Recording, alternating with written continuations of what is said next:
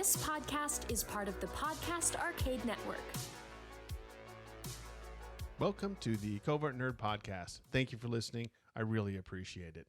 Please take a moment and pause this podcast right now and share it with somebody who you would think would enjoy the same topic, whether it's a family member, friend, coworker. I would really appreciate it. Please go to covertnerd.net for all the previous episodes and the different ways that you can get in touch with me. And without further ado, let's dive right in and nerd it up. All right. Hey, everybody. We're back for another episode of Darker and Edgier with Ben and Al from Lenny Vernon. Just like routine, we're going to start with our Guess the Artist because Al is the expert, right, Al, on all things artist, right, from the 90s. That's right. Are you ready, Al? Yes. Okay. Got the first one here. We've got Deadpool number 3. And these are all from the 90s, by the way. That is Joe Madureira. There you go. See, yeah. I'd forgotten all about him. I didn't realize Deadpool. I don't know what else he did. I guess I didn't dig into that. Do you know what else he did besides Deadpool? So when he did Deadpool, incidentally, he was like 18, 19. Really? Yeah, he was regarded as like the wonder kid of comics. Now, to be fair, he'd gone to a like arts high school on scholarship in New York. So he wasn't like, it's not like he was just a regular schmuck. But yeah, he was like 18, 19 years old when he broke into comics doing Deadpool. And then after Deadpool, he went on to be the regular artist on X-Men for like Uncanny X-Men for like 2 years. And then he went to Image. Actually, I think it was Boom Studios, but it was an Image book, and he did Battle Chasers. Okay. And then he did Battle Chasers, I think, for like 2 or 3 years, but he didn't. He wasn't good with his deadlines or his consistency. And then the book started, the numbers started dropping off. And then he also did a lot of album art, video game art, and then through that they had looser deadlines, and he basically started his own imprint and has just done video games. Really? And now he makes video games and mostly does, and he'll do the artwork for them. But yeah, and he's come back and he's done a couple things for Marvel. Not monthly books. He'll do like they'll say, hey, we want 4 issues of a big, like the Avengers versus somebody. Take all the time you need. Okay. He'll do that kind of stuff, but monthly books and him don't get along. But yeah. Okay. I was going to say, bad at deadlines and bad consistency fits right in at Image. Right. Yes. Exactly. Lack of deadlines. That's interesting. So he went from zero to hero, so to speak, from just some kid to we're going to put you on Deadpool. Wow. Yeah. Interesting. All right. Good job, Al. All right. Next one. I want to say Mike Mignola. Nope. No. One more try here. Oh, man. That is Kevin Nolan, maybe, because it's DC Batman. Oh, I just made a mistake. I saw it's right there on the front cover. I can't read it. Tim Sale. Oh, Tim Sale. I think he just died recently. I didn't do the first episode or first issue of Long Halloween. A lot of people know that one, but so I was like, well, let's go with the third there one. It is. I just realized that. I was like, oh, I didn't block that out. Oh, well. All right. Yeah, that makes sense that it's Tim Sale. Yeah. Yeah. He does look a lot like Mike Mignola now that you say that. They're a little more jagged. Yeah. And he's a very graphic. Not necessarily realism, but he does, it is more of like commercial illustration, graphics type work. And in fairness, this isn't a high resolution image, but that's okay. All right. Long Halloween. All right. The DC ones always trip me up. Yeah.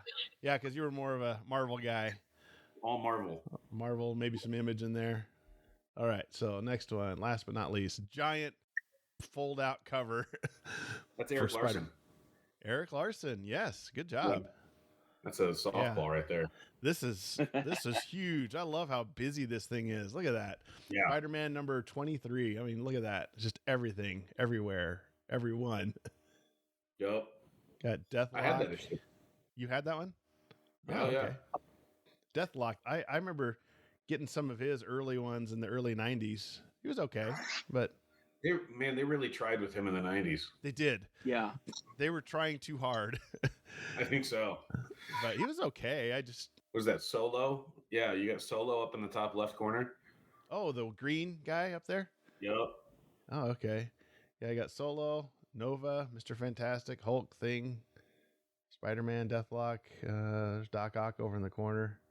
Okay, so I see you got the Sinister Six on one side and then Yep. Heroes on the other. Yeah.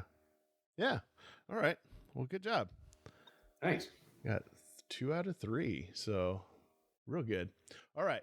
So who wants to go first? We're talking video games based on 90s comics. Actually, in fairness, we should start with what kicked off. Actually, so Al, you're going to go. I'll pick that because this is what kicked it off. So last episode, we were talking about comic book ads, and I saw this one for a Silver Surfer jet ski. And we were like, hey, let's talk about 90s comics. So Al, take it away on Silver Surfer. So, yeah, I had the Silver Surfer video game, and I actually, as I've mentioned, I beat the Silver Surfer video game. It took a minute. It wasn't, like over a weekend. Yeah. Like I put work into that damn game. I thought it was fun. I liked it. I liked the graphics. It's a side scroll mostly. Yeah. There was a couple levels where you were looking down on the surfer, but for the most part, it was a side scroll game. I always thought it was cool the way his board they animated it so that if he was going up or down, the board would move. But it was incredibly hard, and I didn't realize until years later when people were telling me, holy cow, you beat Silver Surfer? That game was almost impossible. I was like, I don't know. I never even beat Mario. So now did you buy this or somebody buy it for you? I did. No, you bought it. Yeah, I bought it. That was mowing some lawns there. Yeah. And then so I looked it up, and I was doing some research last night and Googling some things about the game. And the one thing that they did point out, one of the reasons why it was so difficult is you'd have to shoot, hit something multiple times to kill any enemies coming at you. But if you even looked at the scenery wrong, if you touched anything as the surfer, you were dead. What? So yeah, you couldn't hit anything, or you're done. You're off your board. Wow. So that didn't help. But I thought it was fun. It was challenging. I think because it was so hard for me, I think that's what made it fun. Just because like we were saying before, the tenacity of damn it, I'm going to get past this level. Out of all the games to pick, that's hilarious. So you would have won. I think you would have won the jet ski. Because probably. From what I've read, nobody could beat this game. Right. So if I actually beat it, yeah, I would have been high in the running. That's for sure. Yeah. Of course, I don't know what I would have done with a jet ski. Or the second prizes were 1,000 Silver Surfer watches. So they were giving out 1,100 prizes. But I don't know that they even sold 1,100 or 1,001 games. I don't know. Right. It came out in 90, so it was a little later in the Nintendo lifespan. So I've got some promotion exec at Nintendo has 1,000 Silver Surfer watches in his basement. Just sitting there in box and a jet ski in his garage. He's like, I thought this was a good idea, but Yeah.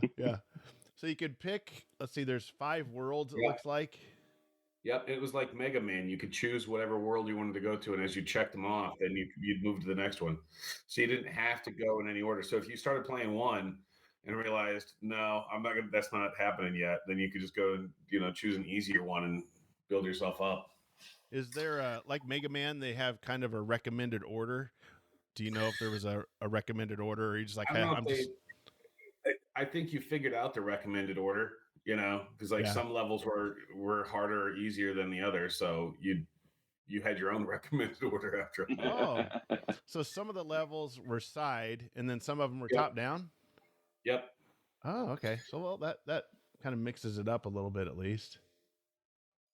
I think. Yeah, and it was all just dodging stuff. Oh, that's right. You're getting this like the MacGuffin parts for this weapon for Galactus. Yep. Oh, what was the ending like? I read about it. I honestly, I don't remember. Okay. Hard. I remember. So let me find it. I think you get to the end and you give Galacticus the final part, but then the Silver Surfer tells him, "This is too dangerous. You can't have it," and it just ends.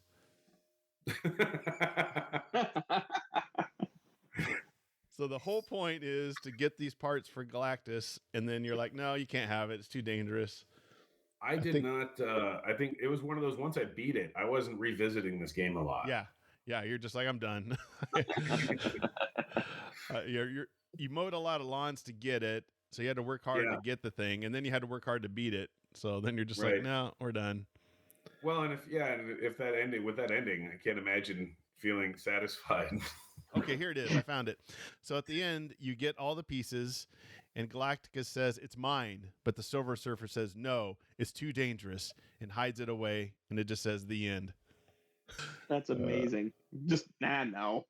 See, Al, what could have been? This ad has Silver Surfer flying through space with a kid just like hands in the air like he doesn't care. That could have been you, Al. Right. That could have been me. Well, let's see. You have to have it in by March 31st of 1991. I think you might be a little late for that. That, and I don't think I beat it by then. Oh, okay. So it was later. Oh, you got this one way later, huh? Well, no, I think I probably got the game in like 90, 91, something like that, but I don't think it took a minute to beat it. Okay. Did it have saves, or how did it do saves or codes? I think so. However, I think it was like how Mega Man worked. Like once you beat one, you get the code. Yeah, something like that. Yeah. The value, we were talking about this earlier. If you have, this fits into Ben Crane's investment opportunities right here. If you have a Silver Surfer game and it's like mint condition, they're going for $700 to $1,000 on the high end.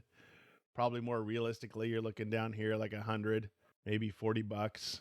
But you said it had a poster. That's probably what drive. If you have this poster, the game, the cart, the sleeve, the manual, it's worth quite a bit. Was it one of those fold out posters? It's like full in like four folds or something like that. Yeah, it was folded up to fit in the box. And you just, so it had some seams when you taped it up to your wall. Let's see, it was just basically the box art on a poster. Is that what it was primarily? Yep. Okay. The Joe Jusko cover art there. Joe Jusko did the art, huh? Yep. Many hours of Al's time invested in Silver Surfer. So if you want to go check it out, you can probably find it on an emulator someplace. Let's play a little bit here so you can kind of hear it.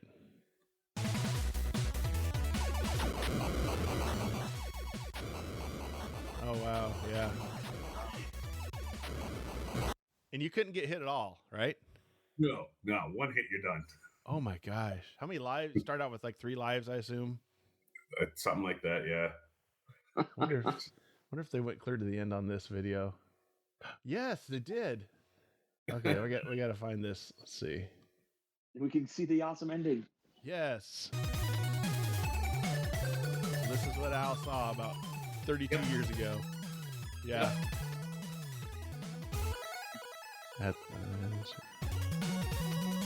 Now the device is mine. Yeah, he's really red, isn't he? He is red. No, the device is too dangerous. I will take it to a safe place. Never shall it fall into the wrong hands. And Galactus just lets him. Okay. Oh, okay. Yeah. Yep. I'll put a link in the show notes for later. You can check out the whole thing. So it took this guy, whoever did it, I'm sure it's hacked or something, 41 minutes to go from beginning to end. Wow. I take it took more than 41 minutes, Al. A lot longer, yeah. That's crazy. Oh, man. I gotta love those endings. The Nintendo had a lot of those, though. You are the winner, for whatever that was. I forgot what game that was, but... They were not burning calories on the minutia of the story endings. No, not at all. just every concept meeting is like, all right, so how does this game end? We just put the end on the screen and it's over. I'm out of ideas. On to the next game. Oh my God. Kids aren't buying it for the ending. No, Right. no, exactly. Just have it fade to black and then the end shows up. Maybe we put a question mark if we want to do a sequel. That's right. Yeah. Keep them guessing. Keep on the hook.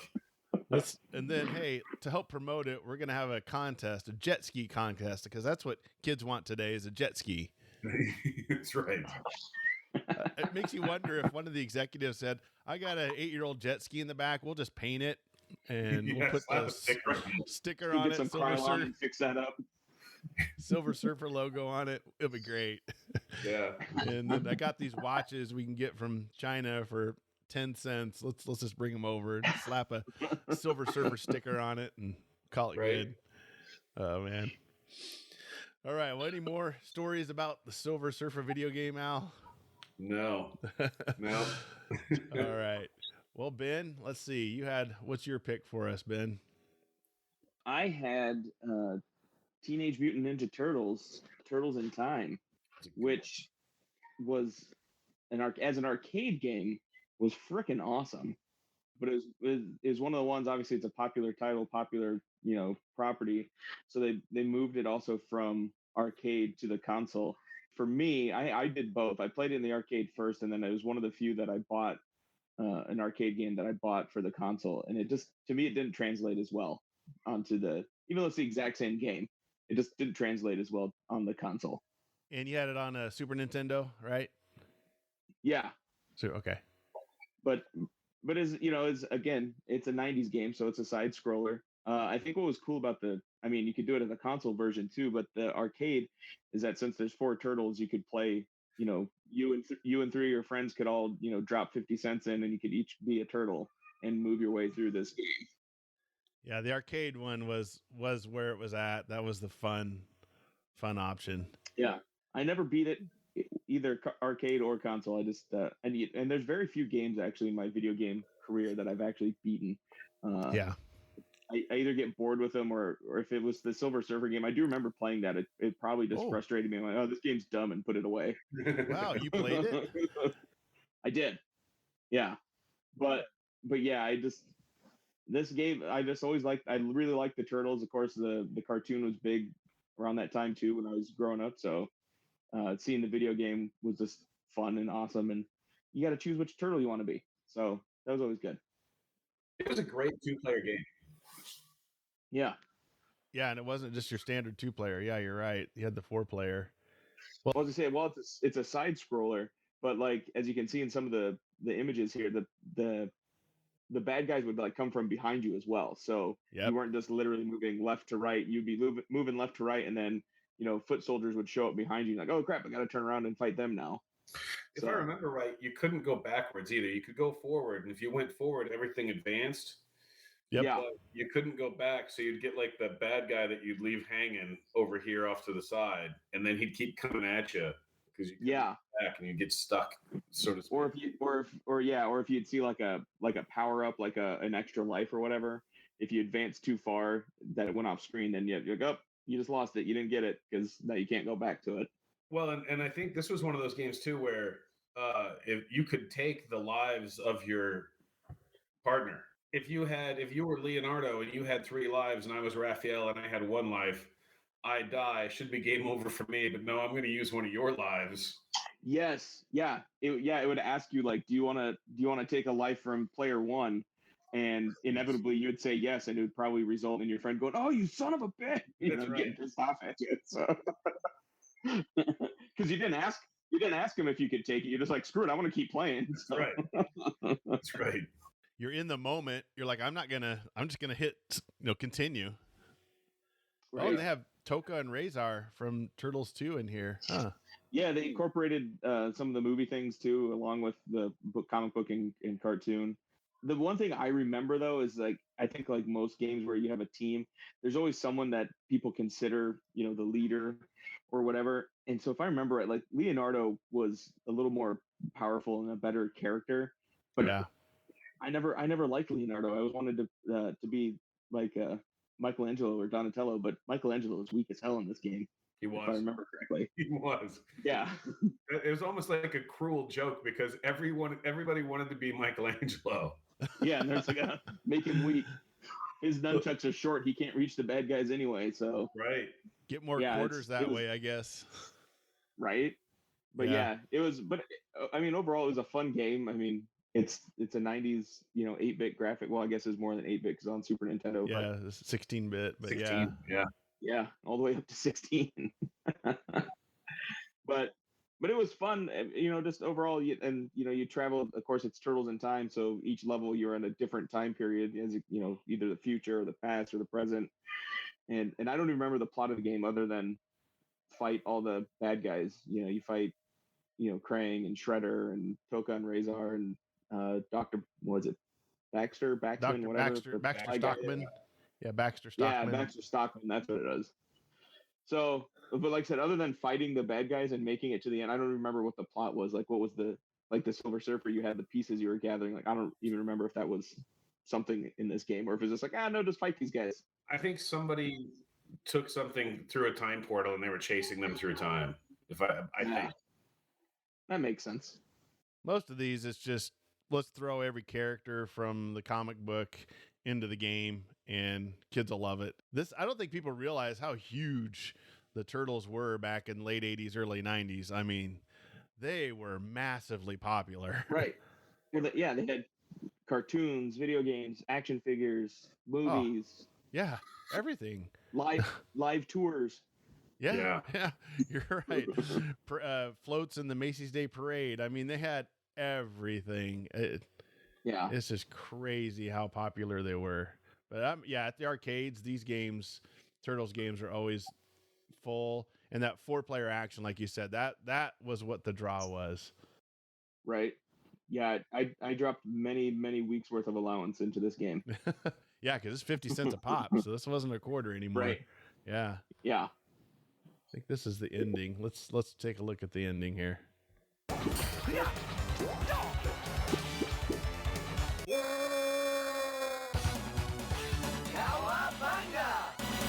The Teenage Mutant Ninja Turtles, our 4 reptilian heroes, have overcome the arch villain Shredder.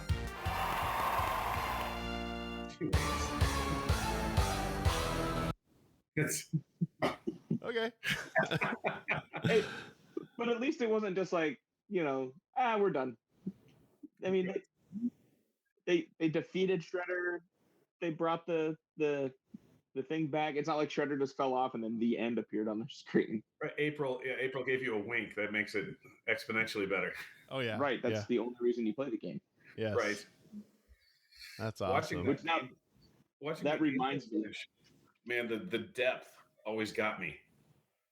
Oh, It was side scroll, but you had that depth. You could go up and down, and you'd always think you were on the same plane as the bad guy, and you're swinging at nothing. You have to I got to come down a bit. Yep. Yeah, you're right. Yeah, and they had I forgot about that too. Yeah, you can move up and down the screen as well. And jump. So you're moving. Like here's the Baxter Stockman.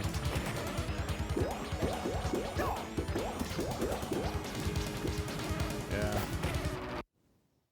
So yeah, it is a fun game though. You get your buddies together, grab $2, $3, $4. You'd have a good time.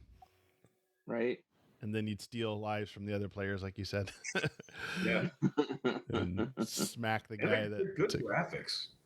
Yeah, I know. Considering it's 16-bit, I mean, this is the arcade. It's a little better than the Super Nintendo version, but it's double the bit of Silver Surfer, so of course it looks good. Yeah. Right.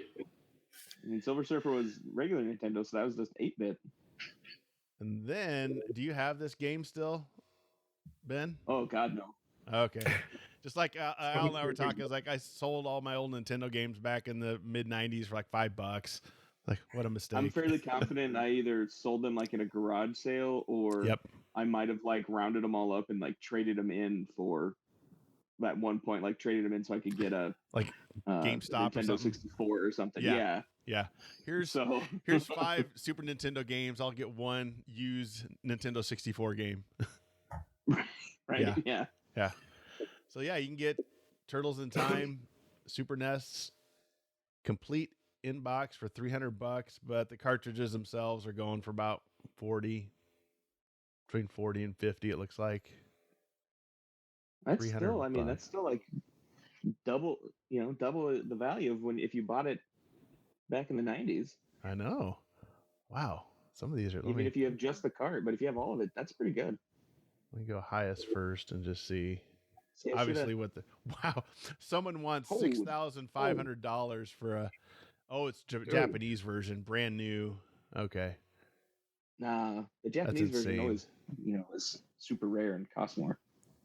But they're really leaning into that. This is going to put my kid through college, bit, huh? I guess they're getting a little desperate. I noticed it's still available. Yeah, right. It's jumping on that deal. Weird. Yeah. Still, you got somebody selling for $1,600. I should have put all my my portfolio into games as opposed to comic books because they actually seem to somewhat appreciate in value. You should have. Yeah, but that's only if you never played them and never took them out of the box. See, that's the thing. Yeah. And if they're open, they're going for about $500. But still, if you have everything, $500. Wow. Right?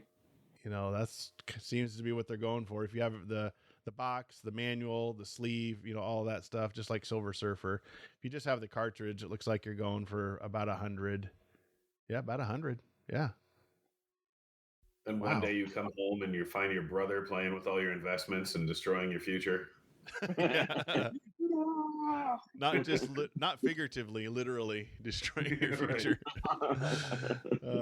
So that's Ben Crane's investment strategies. Buy video games now, never open them and play them, and then 40 years from now, they'll be worth something.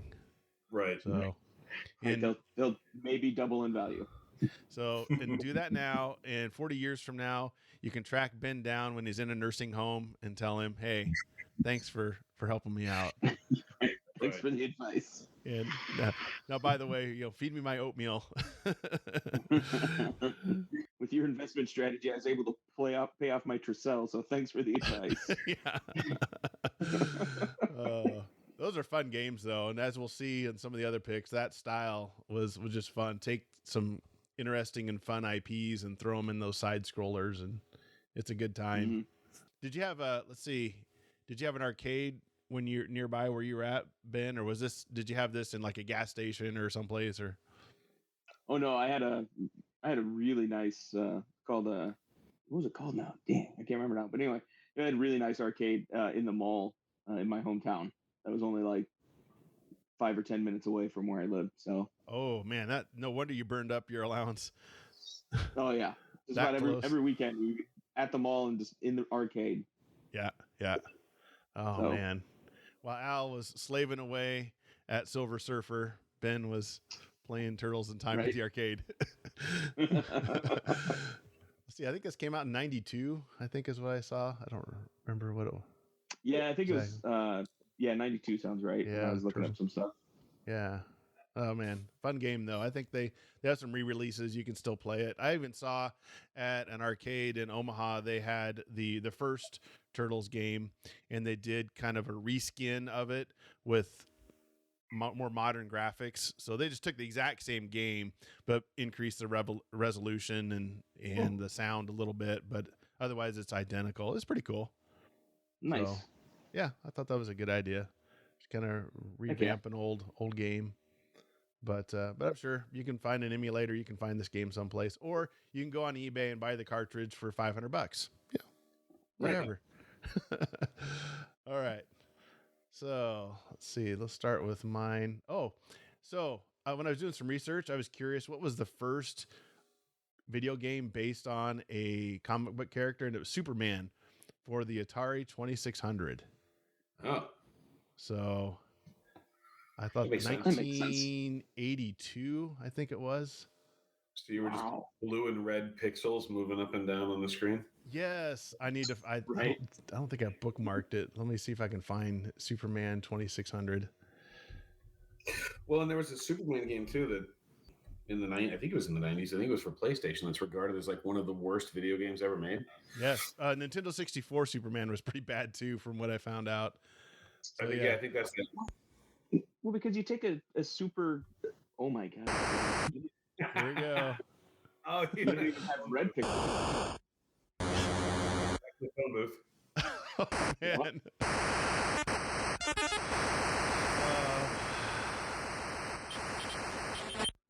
Wow. This is what we had in 1982, kids. This is as good as it got.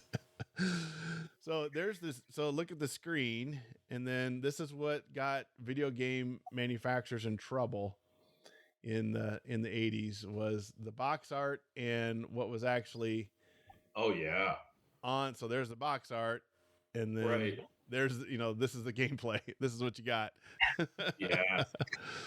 Well, what's funny is video games still get a lot of flack for that because they dump a bunch of money into the production value of like the cutscenes and the ads and stuff, and then you play the game and you're like, oh, it doesn't look anything like that. To where the point now is when you see ads for games, like it says, like there's a little disclaimer that says this is not actual gameplay or not actual footage from the game because Right. there's like World of Warcraft and some of the like Call of Duty games got kind of in trouble for that because it looked super realistic and lifelike and everything was awesome, and then you played the game and you're like, that's not what I saw on the screen. Right. Yeah, they got in a lot of trouble for that because of the Atari 2600 games and others where they had to put the disclaimer on it. And if you remember in the early as 84, 85, when Nintendo first came out, remember the first games had the kind of the pixel art on the front. That was the compromise that Nintendo had to do for retailers to say the concept art on the front has to be close to what the actual gameplay looks like. And so if you remember those first 10 games, 12 games are all kind of that pixel black pixel art cover. That's because of that. So Interesting. Yeah. So anyway, yeah, first video game based upon a comic book was Superman for the Atari 2600. That'll give you hours of fun. You thought Silver Surfer was difficult. Try figuring out what that phone booth looks like in the building. Yeah, I don't want to play that game. try figuring out what it is that you're supposed to be doing. I mean, like I said, I don't even know what's going on in that game. No, I was like, what am I looking at? Oh, they even have, let's see. Let's go. See? Oh, but see, they changed the color of the building and they made it look a little different, though. Doesn't that get you excited? Sure. It's a whole different level. That's how you know you're somewhere else. There's another person on the screen. Civilians. Wow. Oh my gosh. Look at this. What am I looking at? Oh, anyway, I'll put a link in the show notes. You can check it out. But this is all you had in 1982 to play at home, guys. So, all That's right. crazy. So my first pick is the X-Men arcade game, which is a 4-player game, just like the Turtles, where you have all your characters from the X-Men. It was inspired by the Kitty Pryde, the Pride of X-Men cartoon that they were going to make, but it got ditched. And I'm going to play the intro to it, and this just screams late 80s because I think it's the pilot came out in 87, I believe. So. No place to hide, no place to run, no place to run. The mutant age has now begun.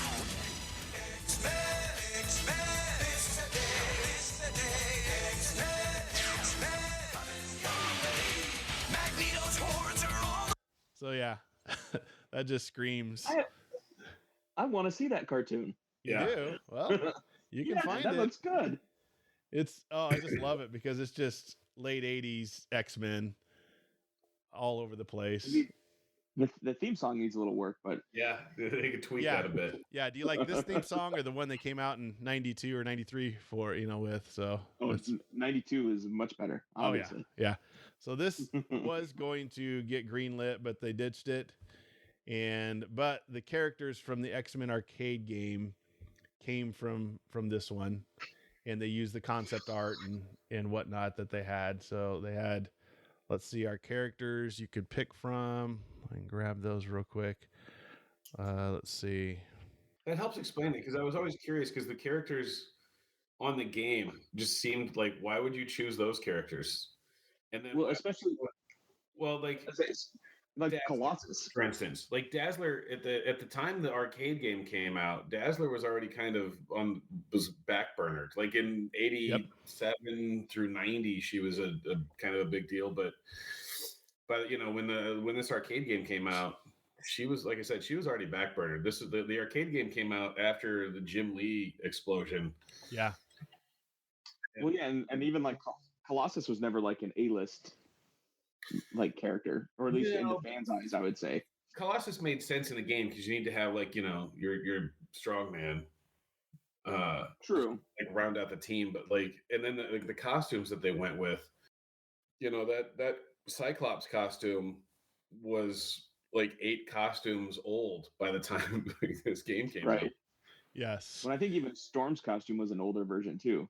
Yeah, that was early 80s. Yeah. Yeah, Al's exactly right. By the time, it was 89 was when the X-Men, Pride of X-Men cartoon came out, and the game came out in 92, and Al is exactly right. By then, the Jim Lee X-Men had already hit. So you went to the arcade and played this, and you're like, wait a second.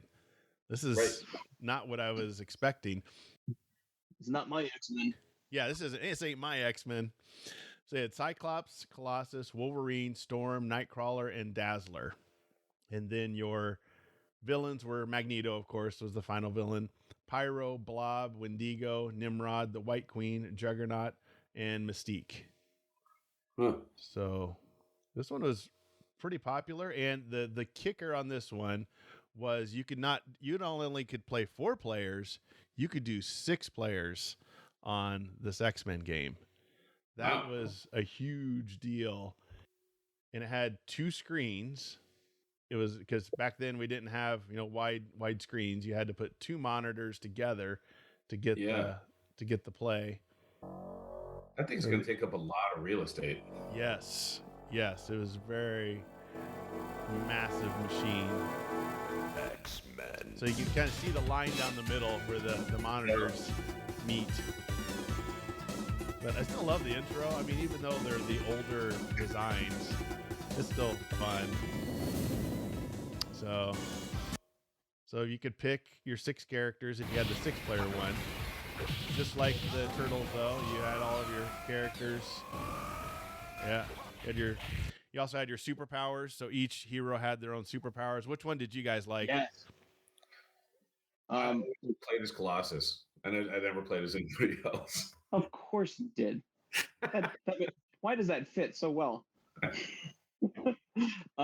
So I always played as Cyclops or Wolverine, and Cyclops' optic blast, like when you did the power-up one where he could like wipe out almost the entire screen, was pretty good. But Wolverine had his Berserker move, which was freaking awesome. So one of the best ones I was reading online was they said either Nightcrawler or Colossus because their powers just emanated out and it just killed pretty much everybody on the screen. Yeah, this is a fun. If you can find the 6-player one, it is a massive beast. I never actually played it on the 6-player one, but I did see one. There's a guy that restores old arcade cabinets, and I was at his shop one time, and he actually had one of these. And it's at least 6 to maybe 7 feet wide. It is a massive beast of a machine.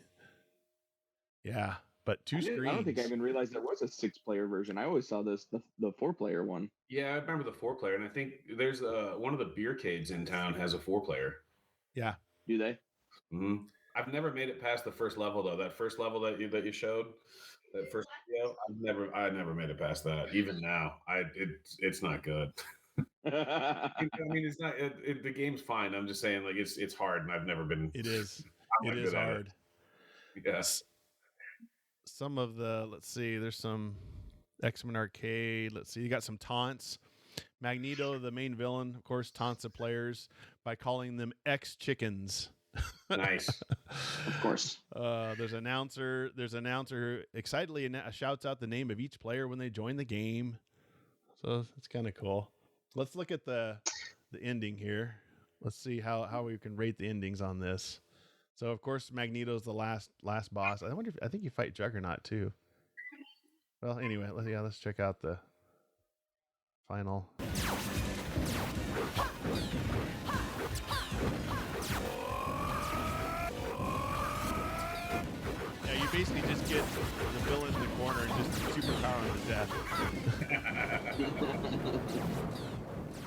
Where's the spider coming from?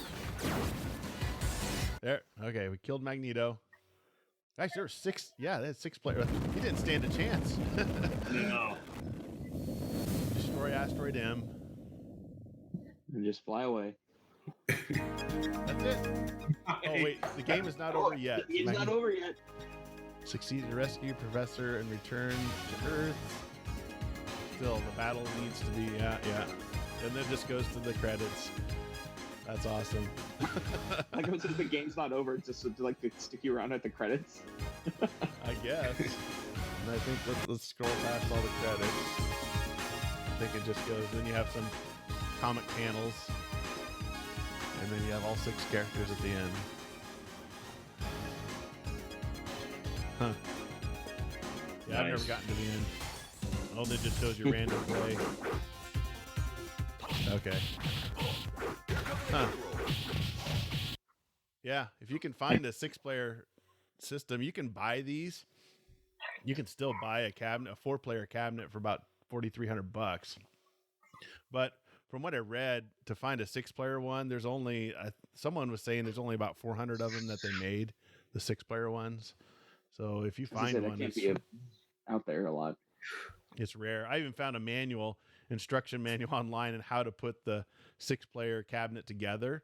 I didn't realize this, but they came to whoever bought them, I guess, at least the initial ones, you had to put them together. So it shows you how to put the monitors in, how to attach the front cabinets, how to put the little joysticks in, how to wire the harness in. I mean, this is really interesting how complicated. So like Lou from Lou's Arcade had to put this together when he ordered it? Like Konami didn't send somebody out to do this? If you got it brand new, I mean, after you bought it, then, obviously they would just put it in a truck and send it to the next person. But if you were the first one, yeah. Anyway, 6 players. But yeah, the 4-player one is the one I played. And I think you guys too. It's grab some buddies and pop some quarters in and not get through the first level. Yeah. Can you imagine 2 screens? But the graphics, again, 16-bit graphics, looks great. It's just like the Turtles, except with X-Men essentially. Yep. So you guys play this one a lot when you could? Oh yeah. Yeah. All right. I think when I was done with Turtles, I'd just walk over to the X-Men and play that. Yep. Definitely. Yeah, you can see how big this thing is. Wow, it's pretty cool. So, all right. Well, the next one I've got, sticking with the X-Men theme. Let's you can go on YouTube too and find the Pride of X-Men if you want to watch the cartoon. The arcade game sold really well, so it was pretty popular. Just that one episode they did. That was just the intro, but I think you can find the full episode too of the pilot episode that they did. But yeah, it sold really well because we didn't have a lot of comic book based video games back then, not good ones anyway. So when you had X-Men, Turtles, Avengers, Silver Surfer, whatever you get your hands on, you played. Yeah. So Children of the Atom is the next one. This one came out in 1994, and another good one. Yeah, another excellent. This one is not a kind of a side scroller, 3/4 scroller. This one is a fighting game in the vein of Street Fighter 2, Mortal Kombat. And it included all of our favorite heroes. So let me find a little video here of it. But I love this one, just looks spectacular. Yeah. Oh. And it's just pitting X-Men against each other, but there's a little bit of a storyline. Of course, Magneto is the final boss on this. So speaking of characters, which characters did you like when you played this game? Which one did you go for, guys? I think I went towards either Colossus or Juggernaut. Colossus again. Yeah. I think I kind of went. I think I stuck with Wolverine and Cyclops. I think I might have, thrown a Nightcrawler in there every now and then because I always liked the teleporting. Yeah, that's true. Yeah, his power is pretty good. on that. But I kind of liked Iceman for some reason. I don't know why. Wow, I that's played him weird. some. Just different. But you have an Omega Red. See, this is so when this came the out in Silver Samurai. '94. Yeah, Yeah. Silver Samurai. Yeah, this had the artwork and the design of what we were kind of used to by this point. Yeah, this is the Jim Lee era X-Men. I mean, even with when you have Forge in there, this is the early '90s team. Right. The old, I could get past the first guy, the Sentinels, but I usually didn't last very long. Oh yeah, let's see, you fought Juggernaut too. Just massive. That was pretty freaking cool. I mean, he took up the whole freaking screen. See if I can find him here. Here we go. Yeah, there's Juggernaut.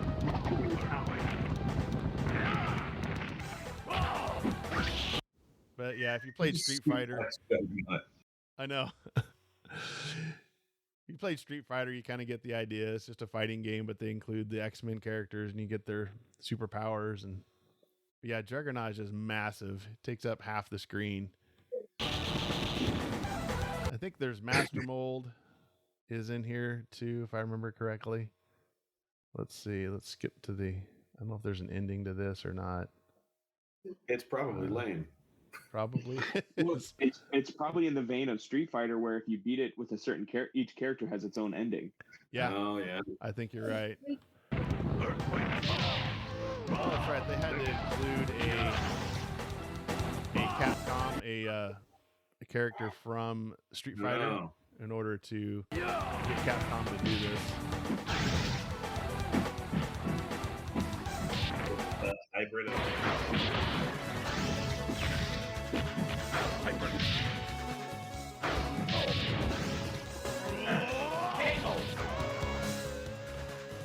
You win. Round 2. Oh, it's round 2. Maybe they don't have anything on this. Oh, no, they do.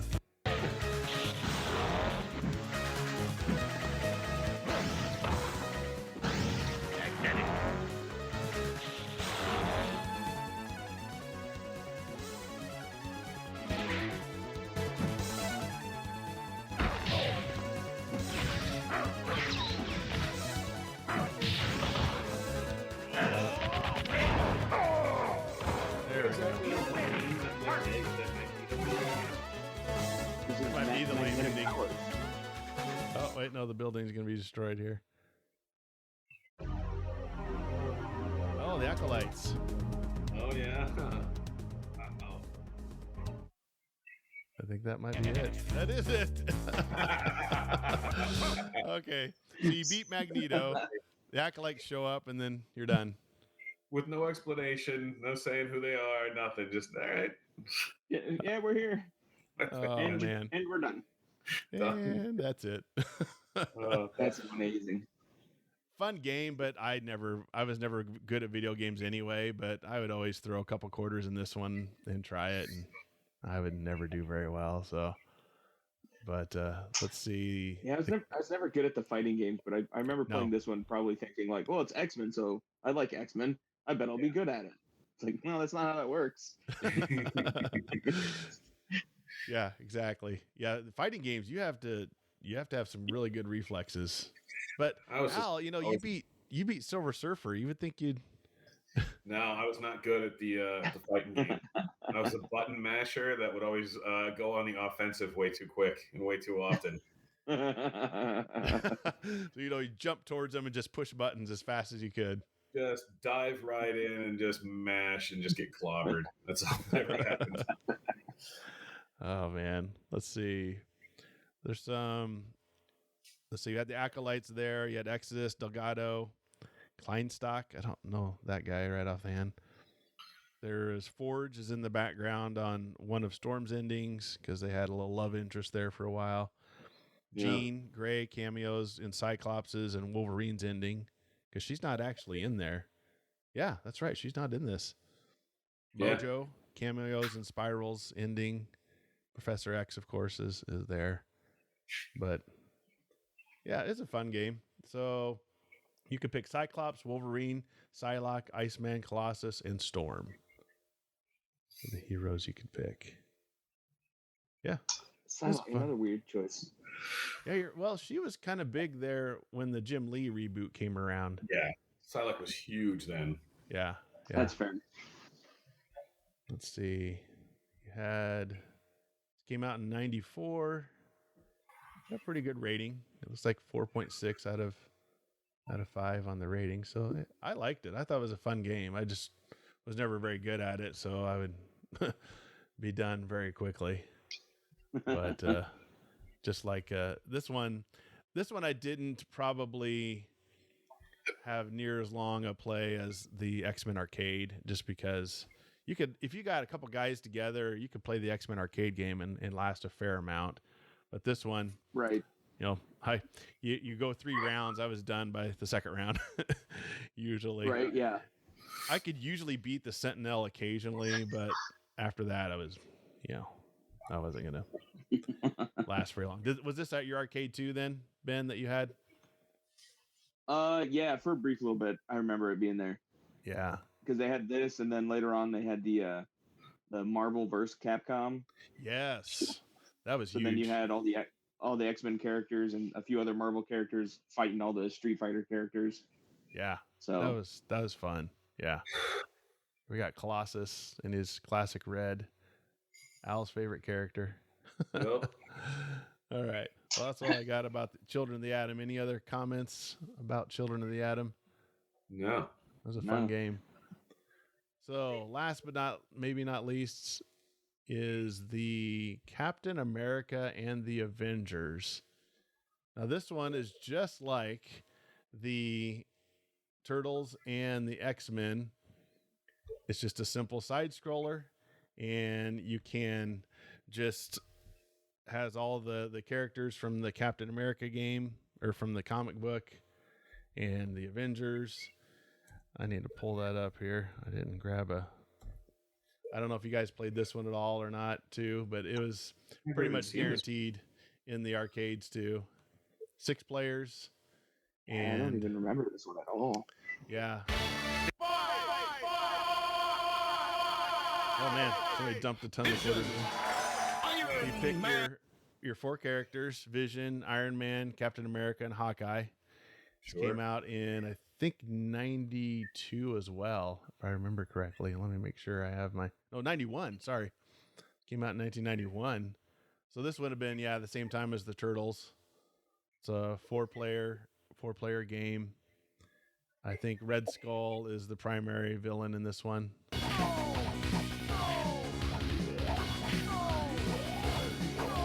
This one's a little rougher because it came out a little earlier. Did you guys see this in the arcade anywhere? Never seen this at all. Oh, really? Yeah, I don't remember this one at all. Yeah. Yeah, it's like the Avengers. It had kind of a cheesy voiceover on when you put a quarter in and stuff like that. Let's see. Red Skull's assembled an army of supervillains. Let's see. As you do. Yeah, of course. Let's see. You have your special attacks, like Hawkeye can do a flying kick. Captain America, of course, can throw his shield. Other Avengers. Oh, so they have some other Avengers: the Wasp, Quicksilver, Wonder Man, Namor. Huh. I had never lasted very long, so I didn't get to see very many of the characters. Let's see. You go through different levels. Oh, you're on the little Quinjet. You're on their Silver Surfer jet skis. Yeah, there you go. They won the contest. They're on their Silver Surfer jet skis fighting off the bad guys. Going through Manhattan. Huh, I kind of forgot this. That's some generic robot bad guys. I like all of the onomatopoeias popping up there in the fights. Oh, yeah. Pow, bam. Yeah. So I think this is. Let's say Mech Taco. Let's see here. Let's try to get to the end here. See if we can. Here's his. Red Skull has a moon base. So of course, like every villain does, right? Yeah, as you do. Let's see. Oh, we destroyed the moon base, but we fly our Quinjet out of there. Oh, onomatopoeia right across the front. Oh, thanks to the brave and valiant efforts of our heroes, the Avengers, Red Skull and his evil plan was crushed, and the world once again breathed easily. But for the Avengers, the battle doesn't end here.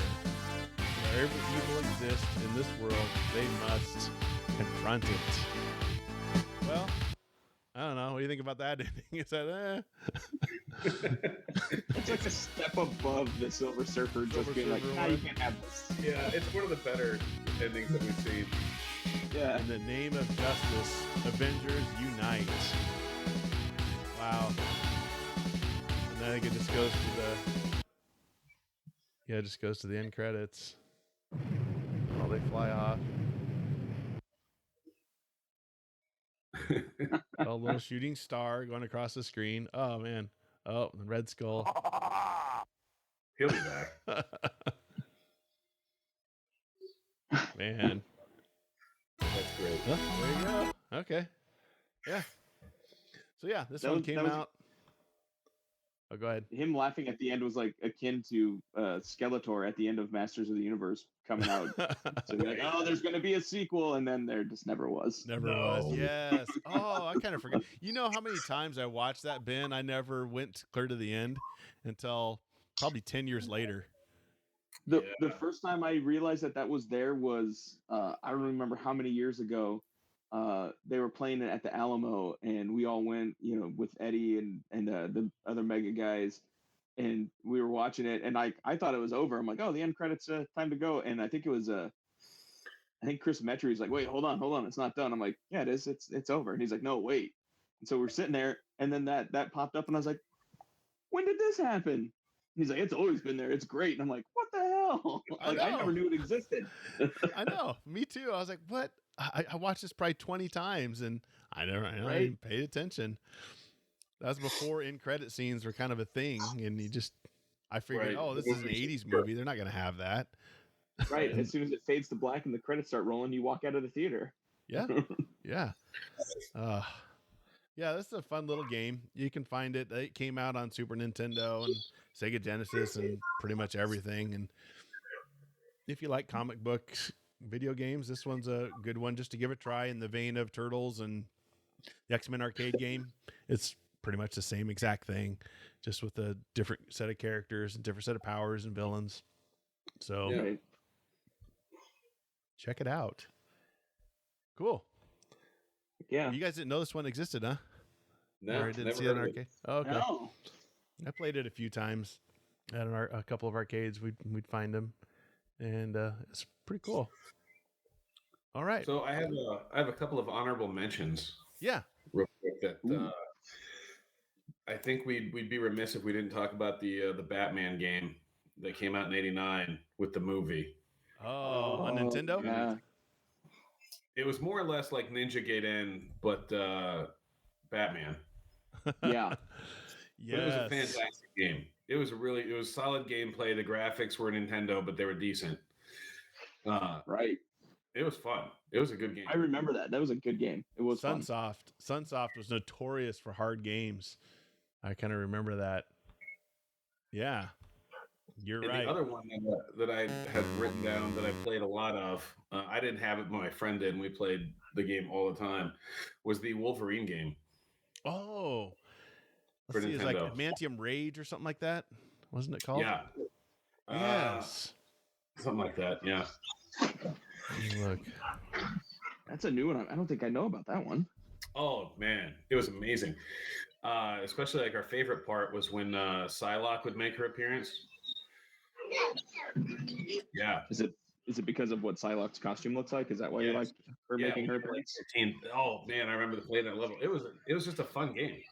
It was a good game. Here's a little gameplay for 8-bit action. This is it, right, Al? Yep, that's it. Okay. So again, a little Mario, little Ninja Gaiden-ish. And of course, the magnets were, that was a big deal because you jump and then kind of pull you back, wouldn't they? Yeah, because you got a metal skeleton. Well, yeah, of course. You got to have that joke in there every time Wolverine's on screen. Jubilee, yeah. So these are the little cut scenes you're talking about, Al? Yeah, they that little has just cameos. okay. Yeah.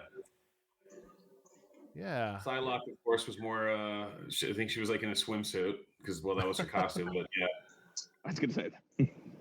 Yeah, she pretty much is. Her costume is a swimsuit. Man, somebody actually played this one. I heard was really hard. Where is Saber? So Sabretooth must be the primary villain on this one. I think so, is this Sabretooth? Let's see. I don't know if we ever beat the game, but I know we did. It's a hard game, I bet you. Bub. Oh man, that's awesome. And then here's the Batman playthrough. Side scroller. Yep. Oh, there you go. Yeah, I see what you're talking about. The Ninja Gaiden kind of going up the walls. Yep. The old wall jump. Yeah. Yeah, 1989. I think the Wolverine was 88, maybe. I'm not sure, but no, it was like 91. Oh, was 92. It 91? Okay. Yeah. Okay. See, I remember the Batman game. I don't think I've ever seen the Wolverine game though. Yeah. To go check it, fire it up in the emulator and go check them out, and you'll probably get frustrated really fast, I imagine. Because these are hard. Nintendo games are just well. Of course, I take that back, Al. If you beat Silver Surfer, maybe this won't seem so difficult. Man, listen, I did. That's the only game I ever beat. I never even beat Mario. So yeah, I haven't either. So you're in good company. How about you, Ben? Are you beating these old NES games, Super NES games all the time? No. I mean, Mario I never beat, and I feel like most games I just not really got bored with, but either just got frustrated and just stopped. Yeah. Like I'd get like halfway through and I'm like, I'm done with this. Yeah. I was kind of the same way. I just like, I'm done. I wasn't a completionist. I didn't have to beat the game. I was just like, I just want to have fun. Right. You know, that's what, and again, we didn't have I don't think we had a lot of video games based on comic books, especially early on. That just wasn't until Nintendo came along.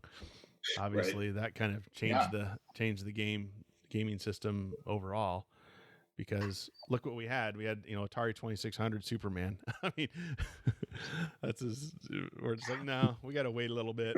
But I remember the Batman one on Nintendo. We played that. I think I rented that a couple times to play it, and it was pretty hard, but fun. It was fun. Yeah.